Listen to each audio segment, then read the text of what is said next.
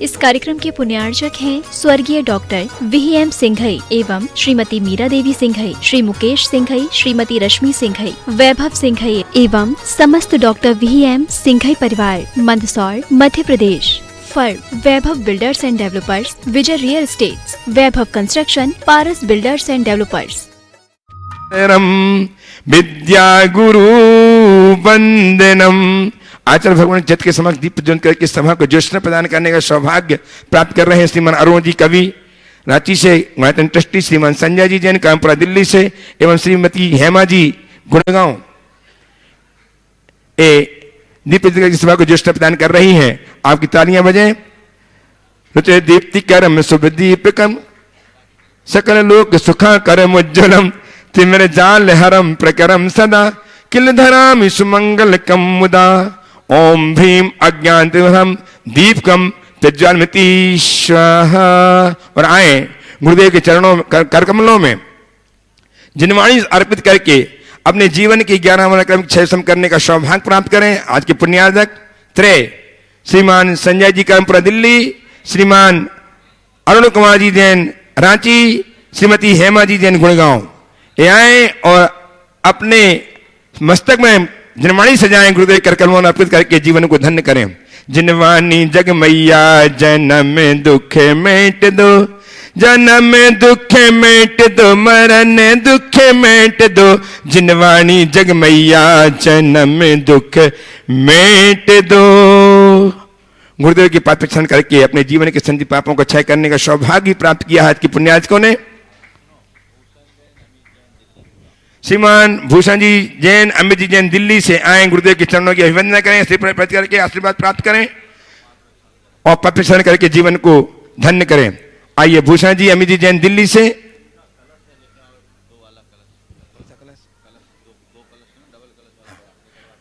जल्दी ला। आइए भूषण जी, अमित जी जैन दिल्ली से गुरुदेव के चरणों की अभिवंदना करें, अर्पित करें श्रीफल और आशीर्वाद प्राप्त करके पाप प्रक्षण करके जीवन के संचित पापों को क्षय करने का सुलाभ लें। जिन्होंने शाश्वत सिद्धि कलश की स्थापना की थी, आज वे कलश शाश्वत सिद्धि शाश्वत सिद्धि कलश की ने स्थापना की थी, आज गुरुदेव के कर कमलों से उसे प्राप्त करेंगे। अमित जी, भूषण जी, अमित जी जैन दिल्ली, आइए गुरुदेव के पाद प्रक्षण करके कीजिए और जीवन को धन्य कीजिए। आइए और रखो, आइए आइए भूषण जी, अमित जी पद प्रक्षण कीजिए। संजय जी भी आए, अरुण जी भी आ जाए पद प्रक्षण करने के लिए।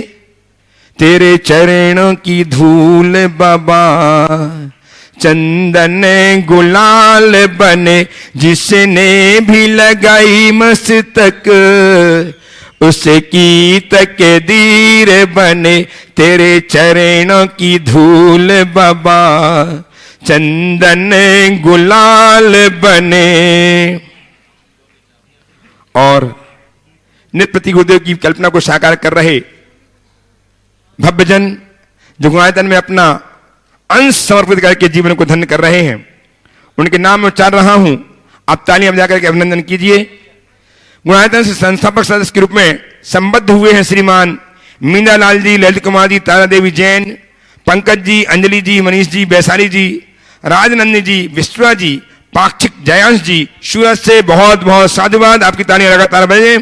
श्रद्धा के रूप में स्वर्गीय राजीव जैन की स्मृति में श्रीमती कुमकुम जैन, सुपुत्र श्री चंद्रप्रकाश मीरा जैन, राजेश जैन, शैलेश जी, अनुज जी, स्वीटी जी, अंकित जी, स्वाति, आकांक्षा जी, आरुष जी, अविका जी, अद्विक जी, चैतिया जी जैन इटावा से संबद्ध हुए हैं। बहुत बहुत साधुवाद। श्रीमती शोभाकांक्षी शील प्रभा जी, परिसा बाटेगांव परिवार सांगली से संबद्ध हुआ है। बहुत बहुत साधुवाद। शोभाकांक्षी प्रिया दीपक रोटे परिवार कोल्हापुर से एवं श्री नयन सेठ, श्रीमती सुहासिनी सेठ, श्री निशांत सेठ, श्रीमती ऋतु सेठ, तस्वी जैन इंदौर से शुद्धा के रूप में संबद्ध होकर जीवन को धन्य कर रहे हैं। बहुत बहुत साधुवाद। निर्माण साथी के रूप में श्रीमती इंदुमती डावरे, शेषराव डावरे अकोला से अपने आप को जोड़ करके गौरवान्वित हो रहे हैं। बहुत बहुत साधुवाद। निर्माण मित्र के रूप में पंडित उदय चंद जी शास्त्री, इंदिरा अंशुल जैन सागर से संबद्ध हुए हैं। बहुत बहुत साधुवाद। और निर्माण निधि के रूप में जुड़ करके अपने जीवन को धन्य किया है। श्रीमान राजकुमार जी जैन, श्रीमती सरिता देवी जैन कामरूप से, श्रीमती रीटा महेश जैन अहमदाबाद से, सौभाकांक्षी लतिका बाबा साहेब बिरनाले, श्री बाबा साहेब सिक्कू बिरनाले मेरठ सांगली से, श्रीमती मीना जैन, सुरेश जैन, आशीष मोहित जैन भोपाल से, प्रोफेसर इंद्रजीत जैन, श्रीमती स्मृति जैन, प्राबी प्रियंका शिवी अविका जैन टीकमगढ़ से, श्री अणु जैन गुना से जिन्होंने 25 की राशि प्रदान की है, बहुत बहुत साधुवाद। श्रीमती कुसुम जैन, सुनील जैन, अजय विजय कुमार प्रतिभा प्रेस परिवार टीकमगढ़, डॉक्टर संयोग जैन, डॉक्टर नीति जैन चंडीगढ़ से, इन्होंने अपने आप को निर्माण निधि के रूप में जो गुणायतन से जोड़ करके अपने जीवन को धन्य किया है, बहुत बहुत साधुवाद। श्रीमान भूषण जी, अमित जी परिवार दिल्ली, इनको शाश्वत सिद्धि ग्रस अर्पित करेंगे। गुणायतन के ट्रस्टी श्रीमान कांति कुमारी जैन सराफ सागर से ये आए, और आप लोग आइए, पूरे परिवार से आइए और कलश प्राप्त करके आ जाइए। भूषण जी, अमित कुमार जी जैन दिल्ली से, जिन्होंने शाश्वत सिद्धि कलश स्थापित किया था हमारे सहयोग में, आज धन्य हो रहे हैं। यह कलश प्राप्त करके कलश प्रदान कर रहे हैं गुणायतन के ट्रस्टी श्रीमान कांति कुमार जी सराफ सागर। लीजिए, आपकी तालियां लगातार बजते रहे। इस सौभाग्य के क्षण बिरले लोगों को प्राप्त होते हैं। आज यह सौभाग्य प्राप्त किया है भूषण कुमार जी, अमित कुमार जी जैन परिवार दिल्ली ने, बहुत बहुत साधुवाद। लगातार आपकी तालियां बजती रहे। भूषण जी की सुपुत्री भी यहां उपस्थित हो रही हैं, आ जाइए। भूषण जी की सुपुत्री सौभाग्य प्राप्त कर रही हैं, साथ साथ कांति जी छोड़ दो, चलिए सामने देखो। और अब मैं गुरुदेव के चरणों में आपकी ओर से, अपनी ओर से अभिवंदन, हाँ ऐसा ही लगाओ। और अब मैं गुरुदेव के चरणों में आपकी ओर से, अपनी ओर से अभिवंदना करता हुआ निवेदन करता हूं, गुरुदेव आपके द्वारा मंगल देशना हम जीवों के कल्याण के लिए कारण हुआ करती है। आज पुनः हम चातक की भांति की आपके श्री चरण विराजमान है, हमें दिव्य उपदेश प्रदान करके हमारा जीवन धन्य करें। नमोस्तु महाश्री, नमोस्तु महाश्री, नमोस्तु महाश्री। सभी लोग अपने दोनों हाथ जोड़ ले और मेरे साथ महामंत्र के स्मरण के लिए अपना मानस तैयार करें। ओम, बैठे रहें, अपना मानस तैयार करें।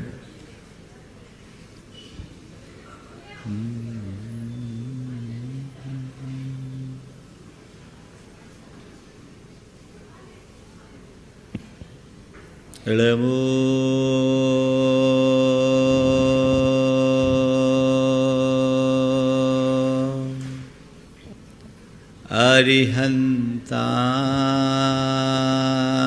अरिहन्ताणं, नमो अरिहन्ताणं, नमो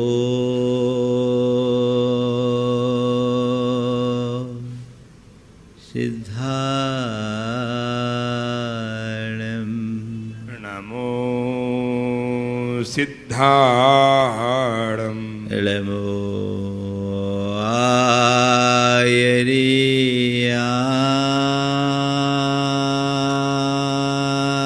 आयर्याणं, नमो आयर्याणं, नमो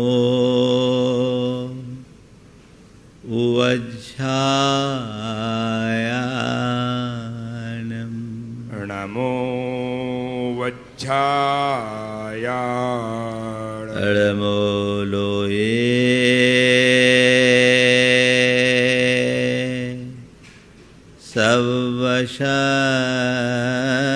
सवशहुणं, नमो लोये सव्यसाहुणं, एषो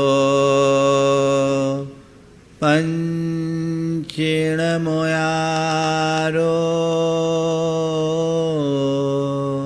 एषो पंचिणमो यारो, सव्वपावपणाशनो,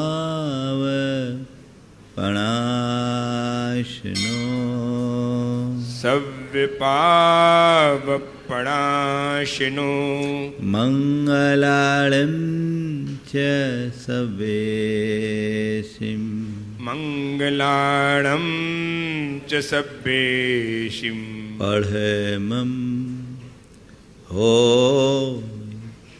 मंगलम पढ़मं होय मंगलम। जय बोलो देवादिदेव 1008 श्री भगवान महावीर स्वामी की जय जय जय। अहिंसा परमो धर्म की जय जय जय। परम पूज आचार्य गुरुवर श्री विद्यासागर जी महाराज की जय जय जय। परम पूज प्रमाणिक संत महामना मुनिराज प्रमासागर जी महाराज की। जीवन का उत्कर्ष साधना में है और साधना कोई क्रिया नहीं, एक अभ्यास है।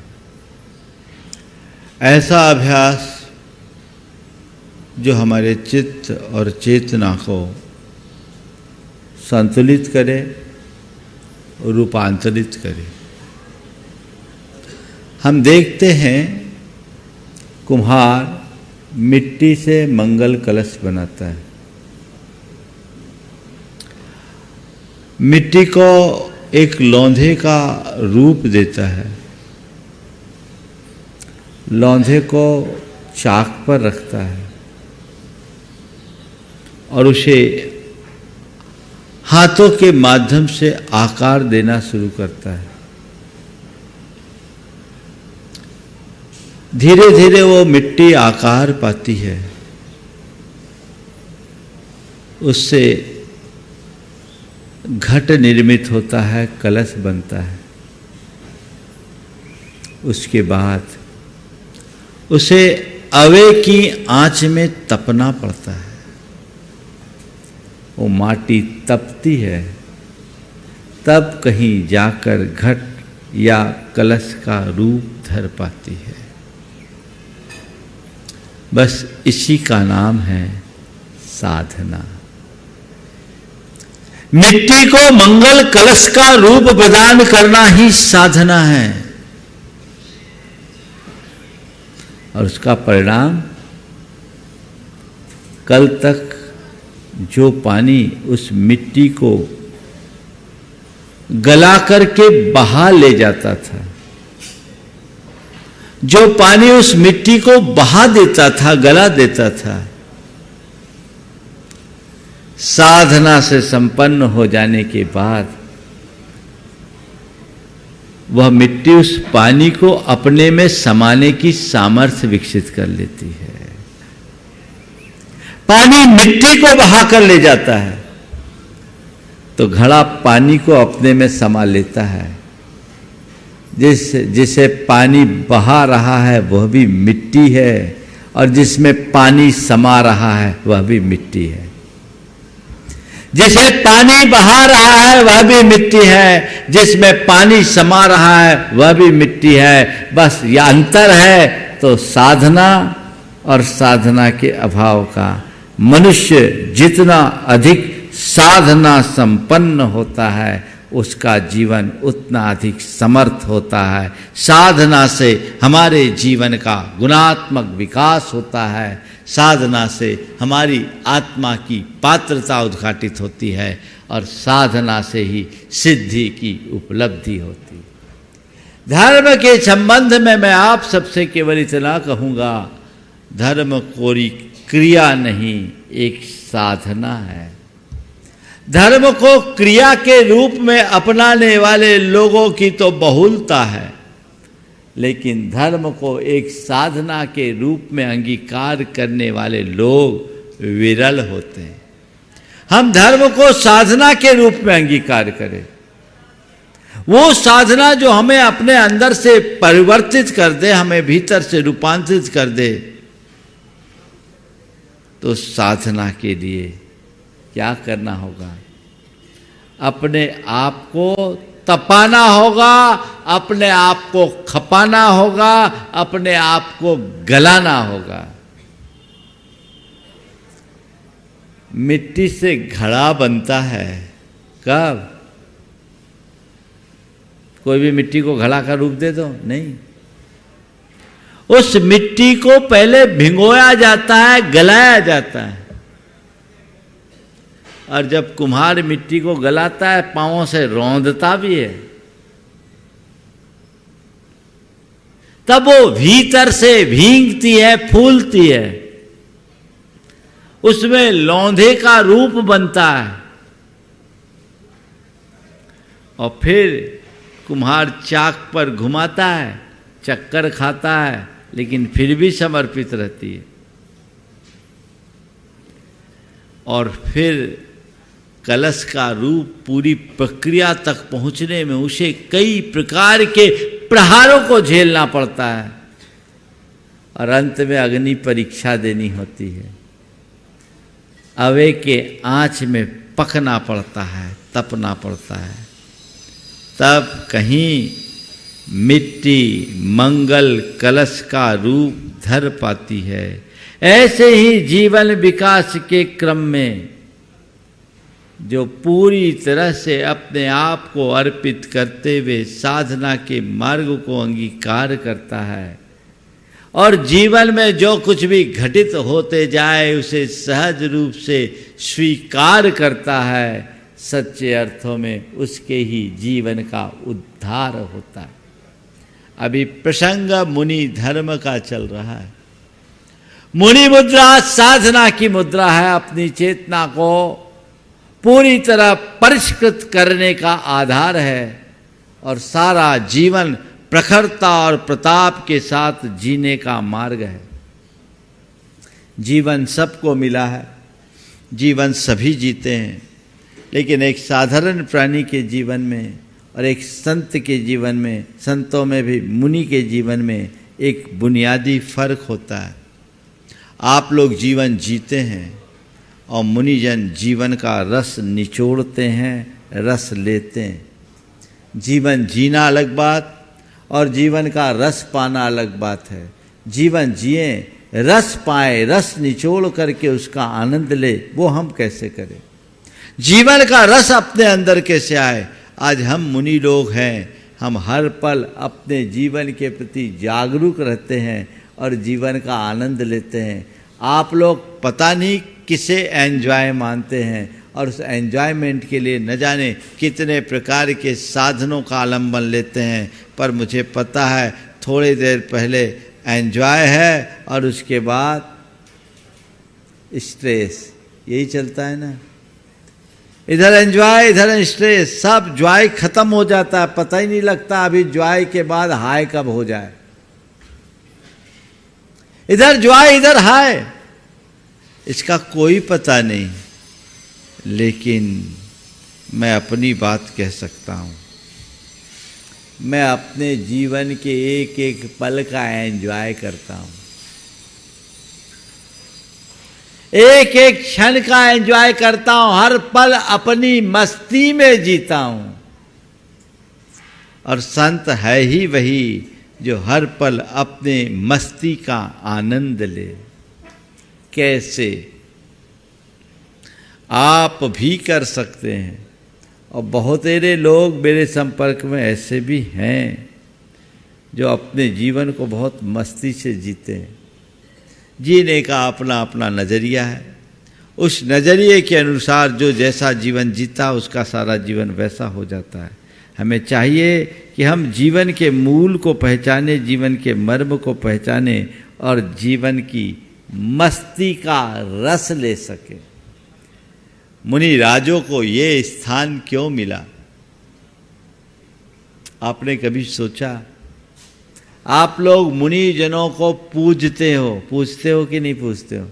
पूजते हो। क्यों पूजते हो? क्यों पूजते हो? उत्तर चाहिए। गुण कौन से गुण आ गए? कोई टपक के आ गए?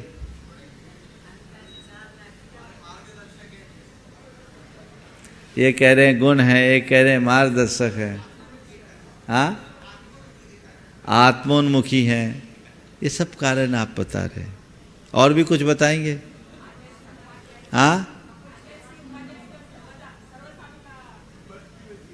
क्या क्या बोल रहे हैं? पंच परमेष्ठी में आते तो हमने बता दिया, इसलिए बता रहे हो कि पंच परमेष्ठी में क्यों? एक मुनि को तुमने परम पद में स्थित क्यों किया? उन्हें परमेष्ठी के रूप में क्यों माना? उन्हें क्यों पूज रहे हो? पूछ तो रहे हो, उत्तर चाहिए, सही उत्तर चाहिए, बोलिए। हाँ,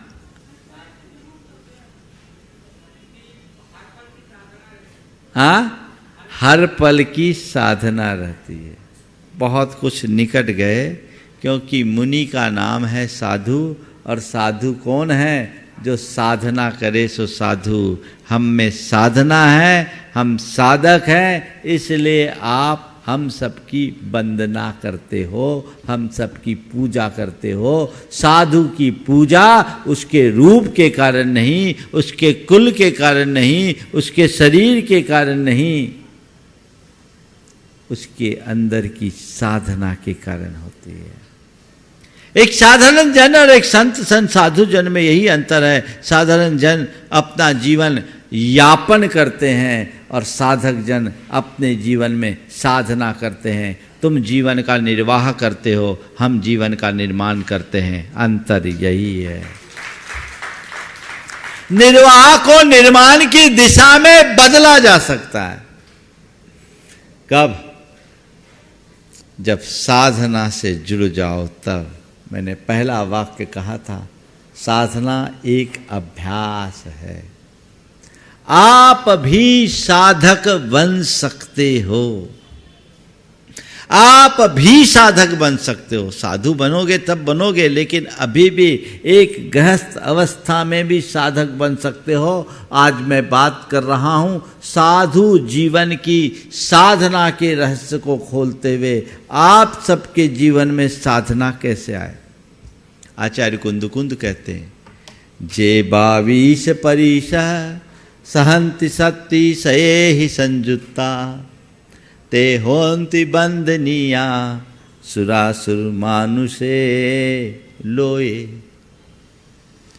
जो शक्ति से ही सैकड़ों शक्तियों से संयुक्ता लग करके, सैकड़ों शक्ति लगाकर, यानी पूरी ताकत लगाकर, पूरी क्षमता के साथ 22 परिशहों को सहते हैं, वे ही सुर असुर और नरलोक में वंदनीय साधु होते हैं। बात एक पंक्ति में पूरी हो गई, पर इसके अर्थ को आत्मसात करने में पूरा जीवन भी कम पड़ सकता है।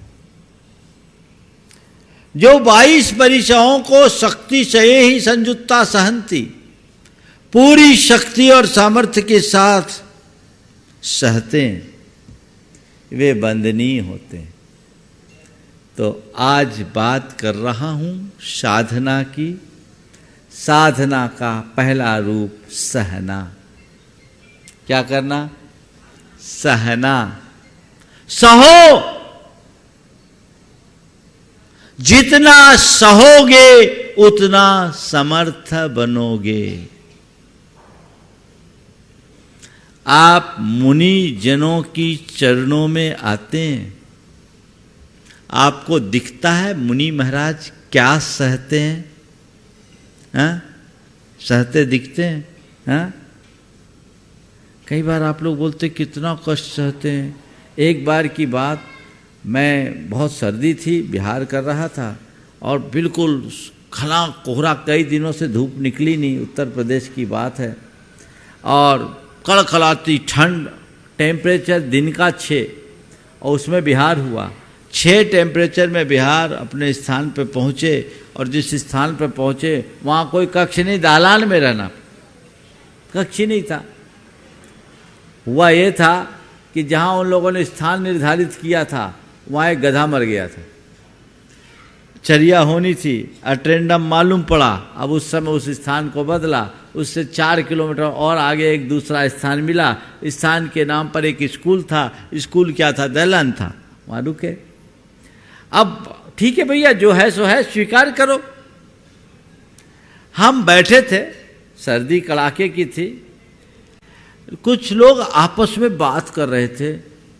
देखे तो महाराज बेचारे को कितना सहन करना पड़ा। क्या बोल रहे हो? बेचारे महाराज को कितना सहन करना पड़ा।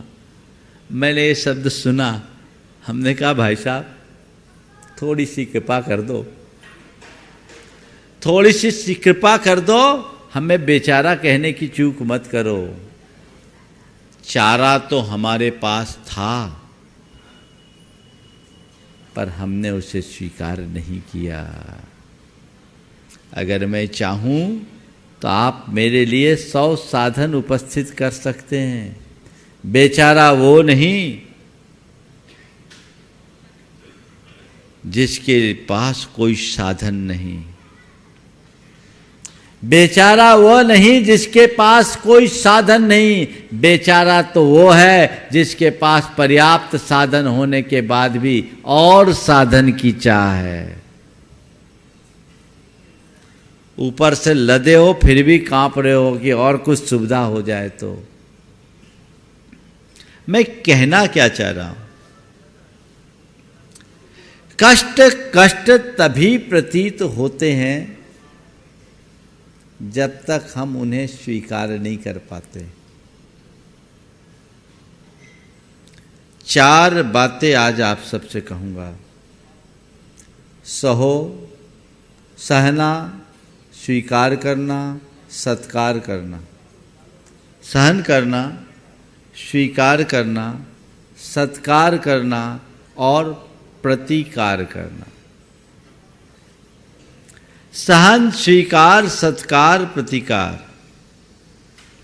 हम मुनियों के 22 परिचय हैं, हम लोग उसे सहते हैं। इसमें कुछ शारीरिक है, कुछ मानसिक है। जीवन में आने वाले सब प्रकार के प्रतिकूलताओं को, चाहे वो भौतिक हो या मानसिक, उनको सहन करना। कष्ट दुख आ रहे हैं, उनको सहज भाव से सहो। 22 प्रकार के परिचय हम लोगों के जीवन में होते हैं। भूख की, प्यास की, शीत की, गर्मी की, चलने की, बैठने की, सोने की, ये सब शरीर आश्रित क्रियाएं हैं।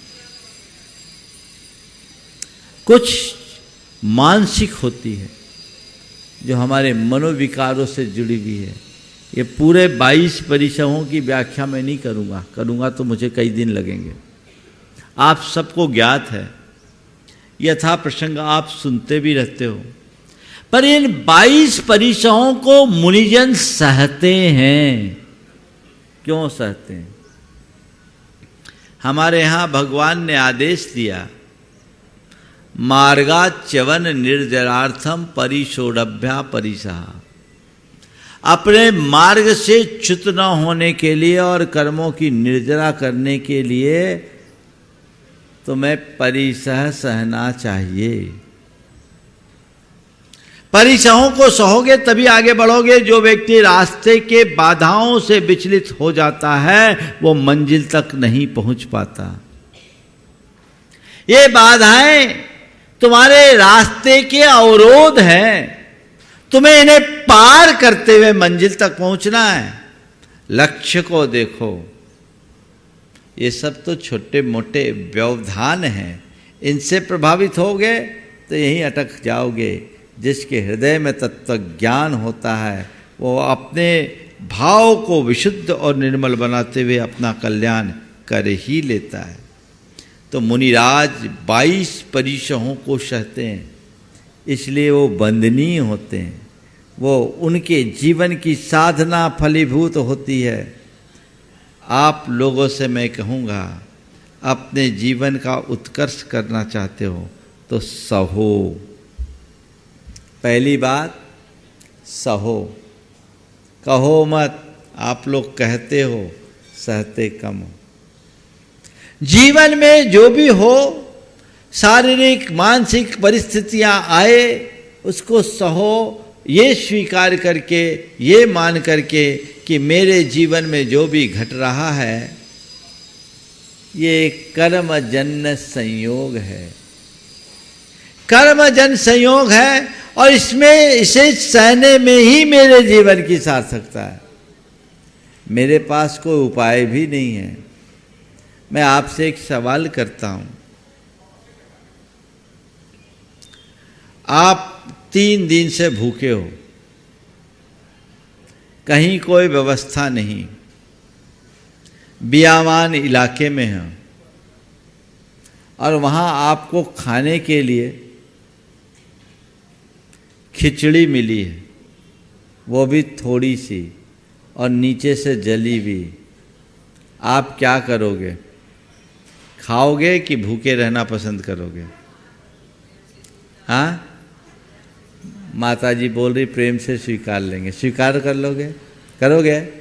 क्यों किया स्वीकार? हाँ, क्यों किया स्वीकार? भैया, यहाँ जो मिल जाए वही ठीक है। अब हमारे भाग्य में यही बदा है, जो मिल जाए सो ठीक है। आपने उसे स्वीकार लिया। क्यों स्वीकारा? क्यों स्वीकारा? परिस्थितियां ऐसी, अब यहां मेरा कोई जोर नहीं है, जो मिले वो मुझे लेना है। इसी तरह जीवन में जब कुछ भी कुछ अघट घटे, उसे इस भाव से स्वीकार लो कि चलो भाई, अब जो हो जाए सो है। सहो स्वीकारो, जो हो जैसा हो उसको सहो। और सहने में 2 तरह, सहना तो पड़ता ही है। इच्छा पूर्वक सहो, मन मार के सहो। सहना तो पड़ेगा। सपोज आपको बुखार आ जाए, क्या करोगे? बुखार आएगा, आप इलाज करोगे, दवाई लोगे, पर कितनी भी अच्छी दवाई लो, तुरंत तो आपको बुखार उतरेगा नहीं। कष्ट है, सिर में दर्द हो रहा है, कहीं कोई पेन हो रहा है, आप उसे सह रहे हो कि नहीं सह रहे हो? सह रहे हो। हमारा सहना ही पड़ता है, लेकिन 2 तरीके से सहते हैं लोग। हाँ, बहुत ज्ञान की बात है। 2 तरीके से सहते हैं लोग। एक तो कराहते हुए और दूसरे बड़े शांति से। ठीक है, अब जो होना है सो है, ठीक है, आराम लगेगा धीरे धीरे। कोई को थोड़ी सी तकलीफ, क्या बात है भाई, क्या करूं, बहुत तकलीफ है, कोई उपाय नहीं है, और कोई कुछ पूछने वाला भी नहीं है। एक ये परिणाम, और दूसरा परिणाम कैसे हो? ठीक है, अपेक्षाकृत ठीक है, दर्द है, ठीक है। कितना अंतर आ गया। जिस व्यक्ति की आध्यात्मिक दृष्टि होती है, वह तन की बीमारी को केवल बीमारी मानता, उसे अपने मन पर हावी नहीं होने देता। और जिसकी केवल देह दृष्टि होती है, वो थोड़ी सी पीड़ा में भी विचलित हो जाता है। तुम्हें ये समझ होनी चाहिए कि रोने कराने से किसी चीज का समाधान नहीं है। उसे सह लेने में सामर्थ्य हमारी विकसित होगी। परम पूज्य गुरुदेव थुबोन जी में बहुत गंभीर रूप से बीमार थे। उनकी शरीर की स्थिति बहुत ही गंभीर हो गई थी। 3 दिन से आहार नहीं हुआ, एक दिन तो उपवास किया, दूसरे दिन उनको जो दवाई दी वो कड़वी थी, सिंकोना की छाल जिससे कुनैन बनती है, मुनक्के में दिया, पहले ही ग्लास में मुंह में डाला, बाहर निकल गया, वो अंतराय हो गया। दूसरा उपवास, और पहले दिन, एक दिन उससे पहले केवल उन्होंने लौकी लिया था और कुछ लिया नहीं था। 105 फीवर, गर्मी प्रचंड, बारिश हुई नहीं थी। पंडित जगन मोहन लाल सिद्धांत शास्त्री 2 विद्वानों के साथ वहां पहुंचे। उन्होंने गुरुदेव से पूछा, महाराज जी कैसा लग रहा है?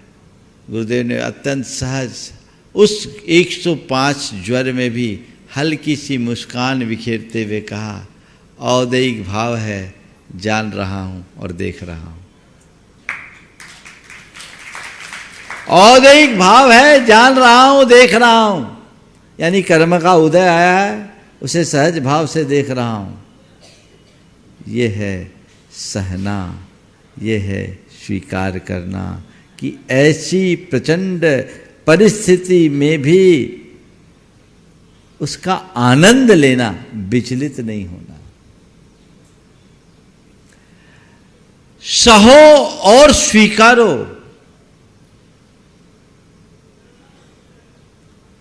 कोई भी शारीरिक पीड़ा हो, उसकी एक दवाई मैं देता हूं, आप लोग ले लो। एक खुराक खानी पड़ेगी, दोबारा खाने की जरूरत नहीं पड़ेगी। रामबाण औषधि है, बता दूं। कोई भी बीमारी हो, उस बीमारी के लक्षण प्रकट होते ही एक खुराक खा लो, खाते ही आराम। उसका नाम है संतोष बटी। संतोष बटी खाइए, तत्काल आराम पाइए। एक बटी, एक हमेशा अपने पास, आजकल जितने कार्डिक पेशेंट होते हैं अपने साथ सोब्रिटेट रखते हैं, कहीं कुछ ना आ जाए तो भाई दबा के रखना पड़ेगा, सब लोग रखते हैं। मैं कहता हूँ वो आपकी काम करे न करे मुझे नहीं मालूम, करती भी होगी और रखो, उससे मुझे कोई एतराज़ नहीं, लेकिन एक पुड़िया, एक खुराक आप संतोष बटी के साथ अपने साथ जरूर रखो। अगर ये रखोगे तो आप तत्काल आराम पाओगे। घन नहीं, संतोष बटी सीधी सीधी, घन करने की जरूरत नहीं है, वो तो जीवन का धन है। आगे, लेकिन मैं एक चीज और महसूस करता हूं, शारीरिक पीड़ाओं को लोग सहने में फिर भी समर्थ होते हैं,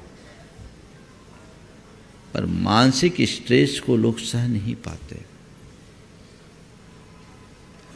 शरीर के दुख को सह लेते हैं, पर किसी के दुर्वचन को नहीं सह पाते, किसी के दुर्व्यवहार को नहीं सह पाते, जीवन में घटित कुछ दुष्प्रसंग को नहीं सह पाते।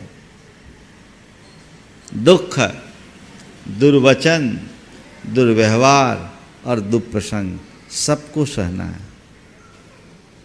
दुख को सहो, दुर्वचन को सहो, दुर्व्यवहार को सहो, दुष्प्रसंग को सहो। क्या मान करके सहो?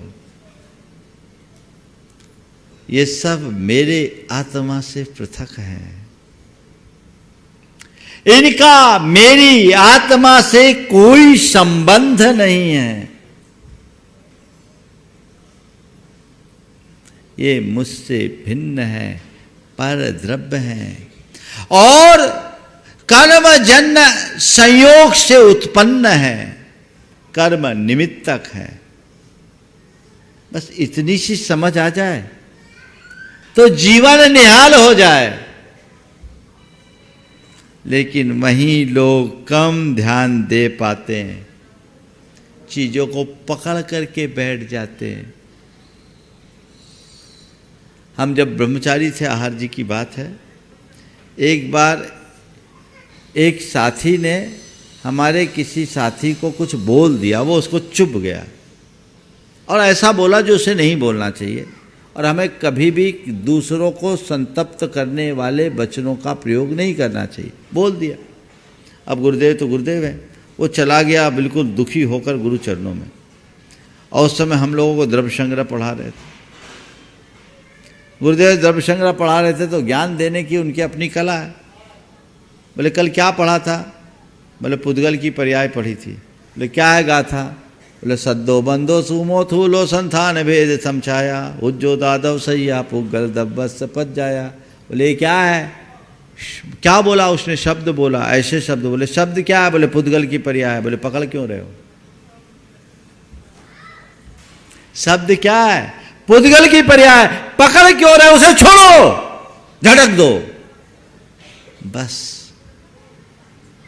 सहन करने के लिए, स्वीकार करने के लिए हमें अपने आप को भीतर से तैयार करना होगा और उसका आधार केवल और केवल आत्मज्ञान है, तत्व ज्ञान है, भेद विज्ञान है। उसमें ही कल्याण है। वो अपने अंतरंग में विकसित कीजिए। देखिए जीवन का क्या मजा होता है। तो आप मुनियों की वंदना करते हो, मुनियों की पूजा करते हो, मुनियों की आराधना करते हो, तो कम से कम उनके संपर्क में आकर इतना तो करो कि बहुत बड़े बड़े कष्ट मैं नहीं सहूं। आपको भूख सहने के लिए मैं नहीं कहता, आपको प्यास सहने के लिए मैं नहीं कहता, आपको शीत कहने के लिए मैं नहीं कहता, आपको गर्मी सहने के लिए मैं नहीं कहता, पर मैं इतना ही कहता हूँ, घर परिवार में जो थोड़ी बहुत हो रही है उठक पटक खटपट, उसको सहने की सामर्थ्य तो अपने भीतर विकसित कर सकते हो। कल शाम के शंका समाधान में मैंने एक बात कही थी, लोग कहे कि घर में रहते हुए संवर निर्जरा कैसे करें। मैंने कहा मुनियों से ज़्यादा संवर निर्जरा तुम कर सकते हो, तुम्हारे पास निमित्त ज़्यादा है। अभी पुनः दोहरा रहा हूँ, मुनियों से ज़्यादा संवर निर्जरा के निमित्त तुम्हारे पास है, अवसर है। संवर निर्जरा का मूल आधार समता है। हम मुनियों के लिए तो केवल 22 परिचय हैं, हम सहते हैं, हमारा संवर और हमारी निर्जरा होती है। तुम्हारे लिए हर कदम पर प्रतिकूलताएं हैं, उनको सहज भाव से स्वीकार कर लो। केवल संवर और निर्जरा है, केवल संवर और निर्जरा है। जब भी कोई ऐसा दुर्वचन कहे, दुर्व्यवहार कहे, दुप्रसंग आए, कर्मोदय मानो और उसे समस्या मानने की जगह कर्म काटने का निमित्त मान लो। वो समस्या भी तपस्या बन जाएगी। और मैं अक्सर कहता हूं, समस्या को तपस्या बनाओ, स्वीकार लो, ये कर्म काटने का निमित्त बना है। एक सज्जन है मेरे संपर्क में, उनकी धर्मपत्नी महाकर्कशा, लेकिन वो व्यक्ति बड़े मस्त रहते हैं, बड़े मस्त। उनकी पत्नी 10 आदमी के सामने उन्हें जलील करती है, कुछ भी बोल देती है। एक दिन मैंने पूछा तो उन्होंने कहा, महाराज क्या बताऊं, मैं तो निकलना चाह रहा था, पर हमारे घर परिवार के लोगों ने जबरदस्ती हमें रोक लिया, इनके साथ बांध दिया। तो मैं सोचता हूँ मेरी नियति तो तपस्या की है, मुनि बन करके तपस्या नहीं बन पाया, तो पत्नी की बातें झेल करके तपस्या कर रहा हूँ, ये मेरे लिए तपस्या का निमित्त है। क्या दृष्टिकोण! और है कि नहीं? बोलो, आप बना सकते हो कि नहीं? अरे महाराज कैसे करे? तो रो, हम क्या करें? रो तुम रहे हो, भोग तुम रहे हो, सब कुछ तुम्हारे सामने, समस्याएं तुम्हारी है, तो समाधान भी केवल और केवल तुम्हें अपने भीतर निकालना होगा। उसका हल तुम्हारे अंदर है, उसे ढूंढिए, अपने भीतर से उसे निकालने की कोशिश कीजिए, तो जीवन में एक बड़ा बदलाव होगा। तो सहें, स्वीकारें, जो है जैसा है स्वीकार कर लें, और फिर सत्कार करे, स्वागत करे। अच्छे का स्वागत सब करते हैं, बुरे का स्वागत साधक करता है, बुरे का स्वागत साधक करता है। तुम्हारे एक सामान्य व्यक्ति के सामने कोई बुरा प्रसंग आए वो व्याकुल होता है, और एक साधक के सामने कोई बुरा प्रसंग आए तो उसमें उसे एक मौका दिखता है। किसका? कर्म काटने का। वो हर्षित होता है। ये तो मौका है कर्म काटने का, हर्षित होता है। मैं आपको बताऊं, हम लोग मुनि दीक्षा के बाद की बात है, एक जगह विहार करके चले और सर्दी का समय था। जो धर्मशाला थी बहुत छोटी थी। हम लोगों से कुछ लोगों ने बोला, महाराज जी सामने एक नई धर्मशाला है। शाम होने वाला था, 24 किलोमीटर चल के गए, सामने एक नई धर्मशाला है। हम लोग गुरुजी से निवेदन किया कि गुरुदेव हम सामने एक नई धर्मशाला वहाँ चले जाएं, यहाँ कंजेस्टेड। बोला हाँ चले जाओ। शाम को गए। अब गए, पहले से देखा वेखा तो था नहीं। अब धर्मशाला के नाम पे 2 दुकानें थी, शटर लगी, बड़ी बड़ी शटरें थी, करीब करीब 14-14 फुट की शटर, और सिंगल कमरे, और बड़े बड़े झरोखे, रोशनदान। अब पहुँच तो गए। हमारे साथ के एक महाराज थे, उनने कहा महाराज ये तो गुल्फी जम है। हम बोले अब जो कुछ जमे सो यहीं रहो, गुरुजी से आशीर्वाद लेके आप लौट के तो जाना नहीं। अब क्या था, हम लोग रह गए। थोड़ा बहुत उन लोगों ने जो कुछ भी पैक वैक किया सो किया। अब हम 4 महाराज थे, चारों बिना चटाई के सोने वाले, ऐसे ही रहने वाले, और रात भर साए साए हवा। अब कुछ लोग आ गए भैया वृत्ति के लिए। अब भैया वृत्ति के लिए भी ऐसे सेवक आए कि क्या बताएं। वो आए और वो ले आए ब्रेक ऑयल। उनको किसी ने कह दिया ब्रेक ऑयल लगाने से महाराजों का शरीर ठीक होता, बिहार करके आए और ब्रेक ऑयल लगाने की कोशिश करे। अब जब ब्रेक ऑयल लगाए तो हम लोगों ने मना किया, भैया तेल वेल नहीं लगाओ, हम तो ऐसे नहीं लगवाए। नहीं, महाराज तो परी में एक ज्ञानी थे, थोड़े नाम भी उनका ज्ञानी था, तो वो बोले अरे महाराज तो परीक्षा सहते ही हैं, महाराज तो परीक्षा सहते हैं, अपन अपना काम करो, महाराज को अपना काम करना। हमने थोड़ा कृत्रिम कोप दिखाया, आंखें दिखाई, वो कुछ सुनने को तरीक तैयार नहीं। अरे महाराज तो परीक्षा सहते हैं, महाराज तो परीक्षा सहते हैं, अपना काम अपन को करना। हमने कहा अब भैया सरेंडर ही कर दो, परीक्षा ही सहो, आज यही बता। अब उन लोगों ने खूब तबीयत से ब्रेक ऑयल से मालिश कर दी। अब वो तो चले गए और रात भर में सही अर्थों में देखे तो कुल्फी जम गई, पूरा शरीर ठंडा हो गया। अब जैसे तैसे थोड़ा योग वगैरह करके शरीर को ऐसा अकड़े ने ऐसे निकाला, रात काटा। सुबह गुरु महाराज के पास जब गया, आचार्य महाराज के पास सब वाकया बताया, तो हमारे साथ के एक महाराज थे, तो उनके मुख से निकल गया पता नहीं कैसे से पाला पड़ गया। साथ के महाराज से मुख से निकला कैसे, पता नहीं कैसे से पाला पड़ गया। गुरुदेव ने कहा ऐसा मत कहो, उसे धन्यवाद दो, रात भर कर्म निर्जरा का अवसर दिया। उसे ऐसे कोसो मत, उसे धन्यवाद दो, रात भर कर्म निर्जरा का अवसर दिया। हमने भी कहा ठीक है गुरुदेव, आज एक नया अनुभव मिला। जीवन में जब भी ऐसा कोई दुप्रसंग हो, उसकी सकारात्मक व्याख्या करो, उसका भी सत्कार करो। जब भोगना ही तुम्हारी नियति है तो फिर विचलित क्यों होना। आ जाए ठीक है, सत्कार है, सत्कार है। सहन करो, स्वीकार करो, सत्कार करो। ये जीवन को अच्छा बनाने का मार्ग है। और अपने अंदर के दोषों का प्रतिकार करो। ज्यों ज्यों आप अपने परिश्रमों को सहेंगे, आपकी साधना ज्यों ज्यों समुन्नत होगी, आपकी आत्मा की सामर्थ्य बढ़ेगी, जीवन में निखार आएगा, चेतना परिष्कृत होगी और हम अपने जीवन का उत्कर्ष कर पाएंगे। तो 22 परिश्रमों को सहने वाले, मुनियों की वंदना करने वाले लोग अगर ये 4 सूत्र स्वीकार ले, सहन करना, स्वीकार करना, सत्कार करना और प्रतिकार करना, तो फिर ज़्यादा कुछ कहने की जरूरत नहीं है। क्या करना है? सहना है। किसको सहना है? दुख को। क्या कहना है? दुख को सहना है। स्वीकार करना है किसको? दुस्संयोगों को, बुरे संयोगों को स्वीकार करना है। और सत्कार करना है किसका? दुःप्रसंगों का। कुछ भी हो जाए स्वीकार, सत्कार करो, स्वागत है, चलो। पांडवों के लिए जल तपते हुए आभूषण पहना दिए गए, उन्होंने उसका भी सत्कार किया। चाहते तो प्रतिकार करते, मसल देते उसको, इतनी ताकत थी, पर उसे मसलने की जगह उनने उसकी जड़ को मसला। वो कर्म था और आज मुक्ति के धाम में पहुंच गए। इस कार्यक्रम के पुण्यार्चक थे स्वर्गीय डॉक्टर VM सिंघई एवं श्रीमती मीरा देवी सिंघई, श्री मुकेश सिंघई, श्रीमती रश्मि सिंघई, वैभव सिंघई एवं समस्त डॉक्टर VM सिंघई परिवार, Mandsaur, Madhya Pradesh. Firm Vaibhav builders and developers, Vijay real estates, Vaibhav construction, Paras builders and developers.